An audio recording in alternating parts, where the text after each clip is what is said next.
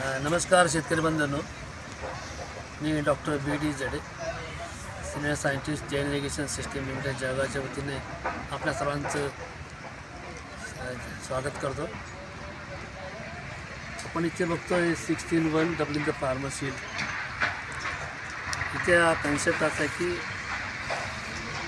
ऊसासाठी आम्ही हा कन्सेप्ट वापरतोय आणि ऊस हे अतिशय महत्त्वाचं नगदी पीक आहे आपल्या देशात आणि राज्यात। आणि या पिकाने आपल्या देशामध्ये राज्यामध्ये सामाजिक शैक्षणिक आणि आर्थिक क्रांती घडवून आणलेली आहे।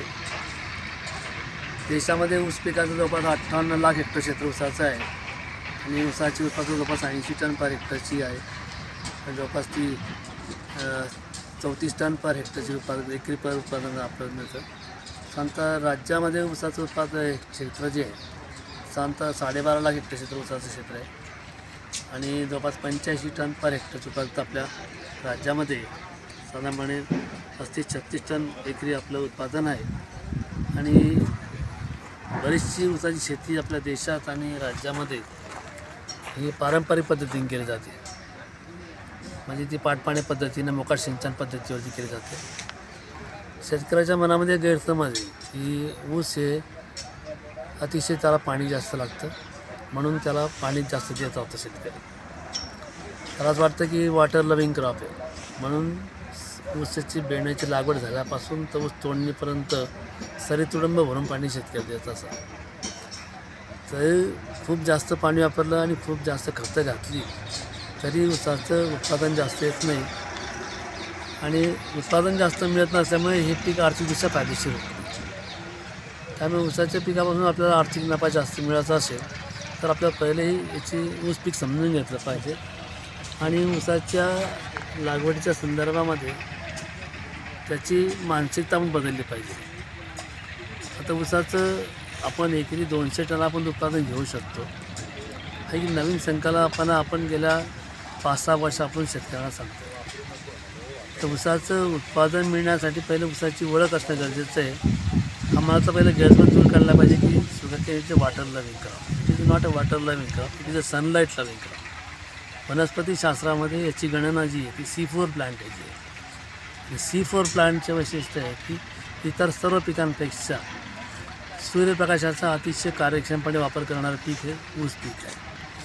म्हणून ऊस पिकाला त्याच्या लागवडीचं अंतर हे व्यवस्थित ठेवलं पाहिजे, दिशा व्यवस्थित ठेवली पाहिजे आणि पाण्याचं व्यवस्थापन जे ते जमीन वापसा अवस्थेत येईल एवढंच त्याला पाणी दिलं गेलं पाहिजे।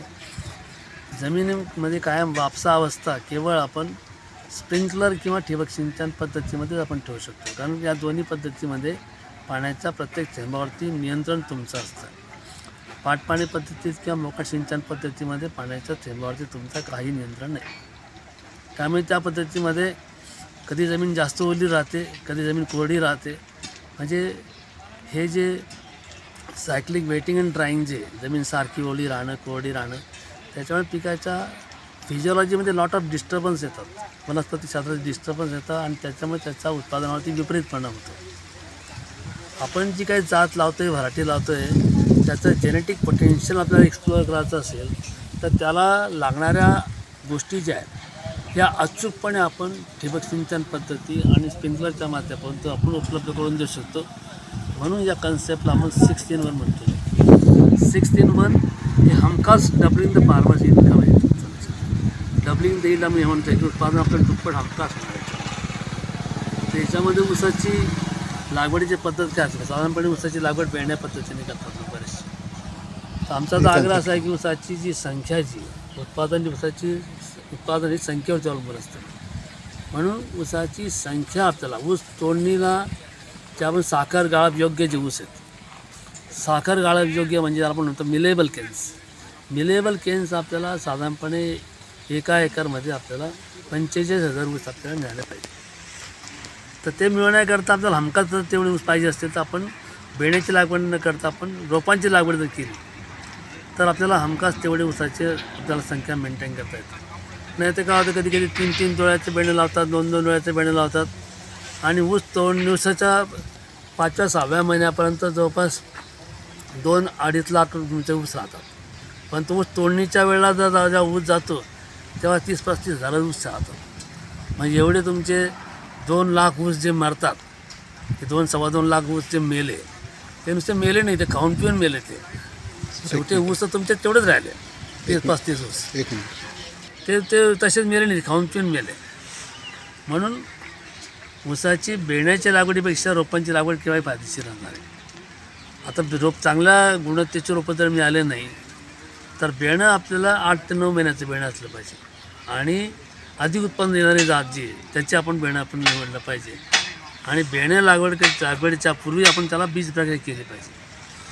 बीज प्रक्रिया केल्यानंतर 8 ते 9 महिन्याचा ऊस आपण जर बेणं म्हणून वापरलं, त्याचे उगवण चांगली मिळण्यासाठी आपल्याला या स्प्रिंकलर जो आमच्याकडे आहे, जैन ॲक्युरन रेनपोर्ट जो आहे 5022, त्याचा आपण वापर केला तर त्याच्याने आपल्याला उगवण चांगली मिळते.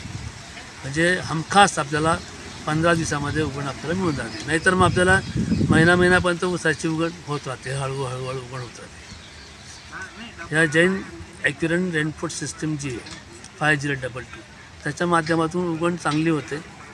आणि उगवण पूर्ण झाली की त्याच्यानंतर आपण ठिबक सिंचन पद्धतीतून पाणी आणि खतांचा वापर करायचा आहे. म्हणजे आपलं फर्टिगेशन पण आपल्याकडे पिकाच्या मुळाजवळ आपण पाण्यामधून आपण अन्नद्रव्याचं व्यवस्थापन करतो तिच्या गरजेनुसार. त्याच्यानंतर ऊसावरती आपल्याला विविध प्रकारचे किडी आणि रोग पडतात. किडी आणि रोगाचं नियंत्रण करण्याकरता ऊस मोठा झाला तेव्हा त्याला नियंत्रण करणं शक्य होत नाही, मध्ये जाता येत नाही. अशा आपल्या रेनपोर्ट सिस्टीममधून आपल्याला कीटकनाशक आणि बुरशीनाशकांची आपल्याला फवारणी करता येते. म्हणून प्लांट प्रोटेक्शनसाठी सुद्धा याचा उपयोग आहे. तसंच ऊस पिकामध्ये अन्नद्रव्याची डेफिशियन्सी पण दिसत नाही. अन्नद्रव्याची डेफिशियन्सी आली, उणीव जर म्हणजे समजा लोहाची कमी झाली किंवा झिंकची कमी झाली तर आपण झिंक म्हणा, फेरस सल्फेट म्हणा, त्याच्या रेनपोर्ट सिस्टीममधून आपण फवारणी करू शकतो. म्हणजे विद्राव्य खतांची सुद्धा फवारणी करता येते. 1919ची फवारणी करायची आहे, 032ची फवारणी करायची आहे, 1305ची फवारणी करायची. तर आपण जैन ॲक्युरन रेनपोर्ट स्प्रिंकलरच्या माध्यमातून आपण अन्नद्रव्याची उणी पण भरून काढतो आणि जीवन पिकाची चांगली वाढ होण्यासाठी आपण विद्राव्य खतांची सुद्धा फवारणी आपण करतो. साधारणपणे ऊसाचं पीक जे आहे ते 12 महिन्याचं पीक असल्यामुळे 3 हंगामातून जातं. पावसाळा, हिवाळा, उन्हाळा. उन्हाळ्यामध्ये जसं टेम्परेचर वाढतं तुमचं 38 डिग्रीच्या वर तापमान गेलं की पिकाची मुळं अन्न पाण्याचं शोषण करायला कठीण होतं, अन्नद्रव्याचं शोषण कमी होतं. अशा आपण या जैन ॲक्युरन रेनपोर्ट स्प्रिंकलरमधून आपण स्प्रिंकलरद्वारे आपण स्प्रिंकलर चालवले तर आर्द्रता निर्माण होते. आर्द्रता निर्माण झाली की टेम्परेचर तुमचं कमी होतं आणि तापमान कमी झालं की पिकाची मुळं पाण्याचं आणि अन्नद्रव्याचं शोषण लगेच सुरू करतात. त्यामुळे अन्नद्रव्याचं शोषण चांगलं झालं त्यामुळे पिकाची वाढ जोमदार होते. म्हणजे अशा पद्धतीने आपण या जैन ॲक्युरन रेनपोर्ट सिस्टीमचा आपण 6 त्याचे फायदे आपल्याला मिळतात. तंत्रज्ञान एकच आहे. ठिबक सिंचनमधून पाणी आणि खतांचं व्यवस्थापन आपण करतो आहे. जेवढं पिकाला पाणी लागणार आहे जमीन वापसा अवस्थेत ठेवायची आपल्याला, तर वापसा अवस्था ठेवण्या इतकंच पाणी आपण ठिबक सिंचन पद्धतीमधून देतो आहे. पिकाला लागणारे अन्नद्रव्य जे आहेत त्याच्या अवस्थेनुसार गरजेनुसार आपण प्रत्येक अन्नद्रव्य त्याला ठिबक सिंचन पद्धतीमधून देतो आहे. आपण वरूनसुद्धा आपण त्याची अन्नद्रव्याची जी गरज आहे ती आपण भागवतो आहे. पानांद्वारे पोषण आपण करतो आहे, ज्याला आपण फोलियर फिडिंग आपण म्हणतो. पिकांचे पानांद्वारे पोषण ह्या तंत्रज्ञानाला फोलियर फिडिंग म्हणतो. जैन ॲक्युरन रेनपोर्ट स्प्रिंकलरमधून आपण विद्राव्य खतं तसंच सूक्ष्म अन्नद्रव्य, दुय्यम अन्न घटकांची आपण फवारणी करू शकतो.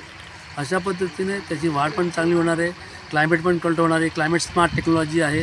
आपण हवेत आर्द्रता निर्माण करून तापमान कमी करतो आहे, पिकाची वाढ आपण करतो आहे. पिकावर येणारे ऊस पिकावर येणारे किडी रोग जे आहे त्याचं हमखास नियंत्रण आपण करतो. ऊस किती तुमचा 17, 18, 20 फुटाचा उंच झाल्यानंतर सुद्धा तुम्हाला फवारणी करता येणं शक्य आहे. अदरवाईज तुमचा 6-7 फुटाचा उंच जर झालं मध्ये तुम्हाला शेतात जाता येत नाही. अशा वेळा तुमचं पिकाचं किडी रोगाचं नियंत्रण करणं शक्य होत नाही, फवारणी करणं शक्य होत नाही. त्यामुळे ह्या नवीन तंत्रज्ञानामधून जैन ॲक्युरन रेनपोर्ट स्प्रिंकलरमधून आपण कीटकनाशकांची, बुरशीनाशकांची फवारणी आपल्याला करता येते. अशा पद्धतीने एकाच तंत्रज्ञानामध्ये ठिबक सिंचन आणि जैन ॲक्युरन रेनपोर्ट स्प्रिंकलर या माध्यमातून आपण 6 फायदे शेतकऱ्यांना ऊस पिकामध्ये मिळणार आहे. आणि त्याचं उत्पादन जे एका ऊसाचं वजन साधारणपणे आपल्याला हमखास चांगल्या पद्धतीने मॅनेजमेंट असेल तर 2.5-3 किलो मिळायला काहीच हरकत नाही. टार्गेट आपण जर आपल्याला 200 टनाचं घ्यायचं असेल तर साधारणपणे आपल्याला 3.5-4 किलोचा ऊस मिळायला काहीच हरकत नाही. पण पाण्याचं खतांचं व्यवस्थापन अगदी योग्य तंत्राने केलं तर आपल्याला हमखास ऊसाचं उत्पादन मिळतं. ऊसाचं उत्पादन वाढलं की आपला आर्थिक नफा निश्चित वाढणार आहे.